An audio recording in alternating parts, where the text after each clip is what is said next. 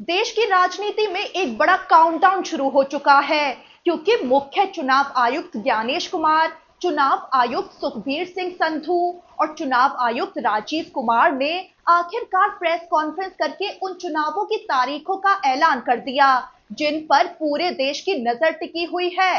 5 बड़े राज्य पश्चिम बंगाल, असम, तमिलनाडु, केरल और पुडुचेरी अब चुनावी रणभूमि बनने वाले हैं और इन चुनावों को खास बना रही है एक बड़ी वजह एसआईआर यानी वोटर लिस्ट की स्पेशल रिवीजन प्रक्रिया के बाद ये पहली बार चुनाव होने जा रहे हैं। यानी सवाल सिर्फ ये नहीं है कि कौन जीतेगा, सवाल ये भी है कि बदली हुई वोटर लिस्ट इस बार सत्ता की तस्वीर कैसे बदल देगी। ये देखना बड़ा दिलचस्प रहने वाला है। सबसे पहले आपको वोटिंग की तारीखें बता देते हैं। असम, केरल और पुडुचेरी में एक ही चरण में 9 अप्रैल को वोटिंग होने वाली है। तमिलनाडु में 23 अप्रैल को वोटिंग होगी और पश्चिम बंगाल में 2 चरणों में 23 और 29 अप्रैल को वोट डाले जाएंगे और इन सभी राज्यों के नतीजे 4 मई को सामने आएंगे। यानी उसी दिन तय होगा कि किसकी सरकार बनेगी और किसकी राजनीति हिल जाएगी। अब सबसे अहम सवाल, एसआईआर के बाद वोटर लिस्ट में कितना बदलाव आया है। तो असम को छोड़ दें तो बाकी 4 राज्यों में एसआईआर हुआ और सबसे बड़ा असर तमिलनाडु में देखने को मिला। तमिलनाडु में सबसे ज्यादा वोटर्स के नाम कटे। यहाँ पहले कुल 6 करोड़ 41 लाख से ज्यादा वोटर थे, लेकिन रिवीजन प्रक्रिया के बाद लगभग 74 लाख नाम लिस्ट से हटा दिए गए।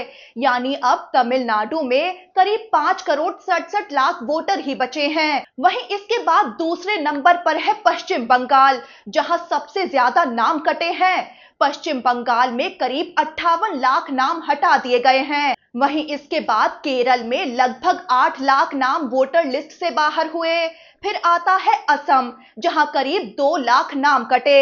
हालांकि यहां अलग तरीके का स्पेशल रिवीजन हुआ था और पुडुचेरी में सबसे कम यानी लगभग 77,000 नाम काट दिए गए। लेकिन तारीखों के ऐलान से ठीक पहले एक और राजनीतिक हलचल ने सबका ध्यान खींच लिया और वो आई पश्चिम बंगाल से। चुनाव की तारीखों के ऐलान से महज सवा घंटे पहले मुख्यमंत्री ममता बनर्जी ने 2 बड़े ऐलान कर डाले। पहला कि राज्य के पुजारियों और मुअज्जिनों यानी जो अजान देते हैं उन दोनों लोगों के लिए मानदेय में 500 रुपए की बढ़ोतरी कर दी गई है। अब उन्हें हर महीने 2000 रुपए मिलेंगे। ममता ने दूसरा ऐलान किया कि राज्य कर्मचारियों और पेंशनरों के लिए लंबे समय से लंबित महंगाई भत्ते के बकाया भुगतान की प्रक्रिया शुरू की जा रही है। यानी चुनाव की तारीखों से ठीक पहले ममता बनर्जी ने सीधा जनता तक अपनी सरकार को लेकर सीधा संदेश देने की कोशिश की। अब बड़ा सवाल यह है कि इन 5 राज्यों में असली लड़ाई किन मुद्दों पर होने वाली है,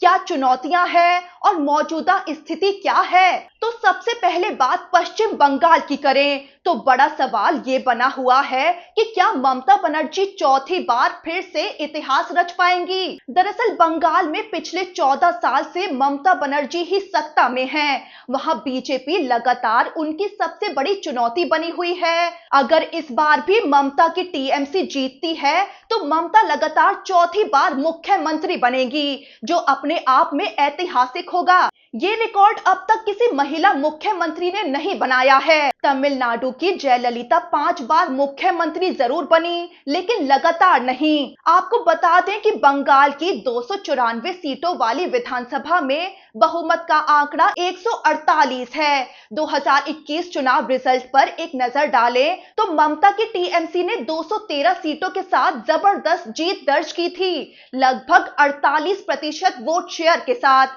उधर बीजेपी को 77 सीटें मिली थी, करीब 38% वोट शेयर के साथ। वहीं बाकी पार्टियों का असर शून्य के बराबर रहा था। अब तमिलनाडु पर आए तो बड़ी बात यह है कि 60 साल से यहाँ राष्ट्रीय पार्टियों का सूखा है। बीजेपी और कांग्रेस दोनों ही 60 साल से यहाँ सत्ता में नहीं आ सकी। दरअसल तमिलनाडु की राजनीति देश के बाकी हिस्सों से बिल्कुल अलग है। यहाँ पिछले 6 दशकों से सत्ता मुख्य रूप से 2 क्षेत्रीय दलों डीएमके और एआईएडीएमके के बीच घूमती रही है। कांग्रेस आजादी के बाद कुछ समय तक सत्ता में जरूर रही, लेकिन 1967 में हार के बाद उसका प्रभाव खत्म हो गया।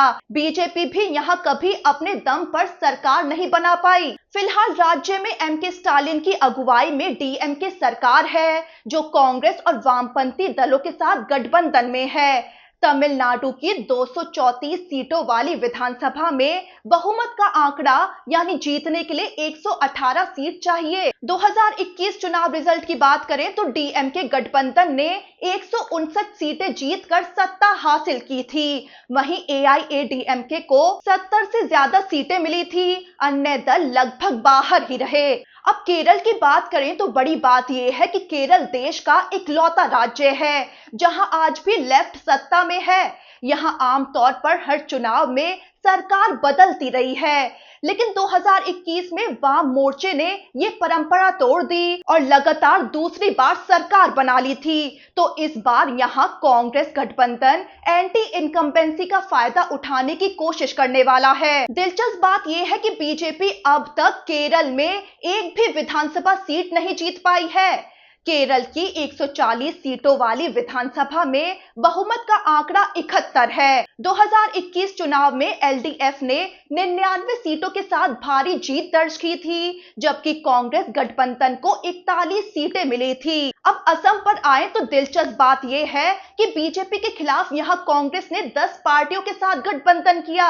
असम में पिछले 10 साल से बीजेपी की सरकार है और पार्टी तीसरी बार सत्ता में लौटने की जद्दोजहद में लगी है। प्रधानमंत्री मोदी खुद पिछले 6 महीनों में 3 बार राज्य का दौरा कर चुके हैं, जो चुनावी महत्व को साफ दर्शाता है।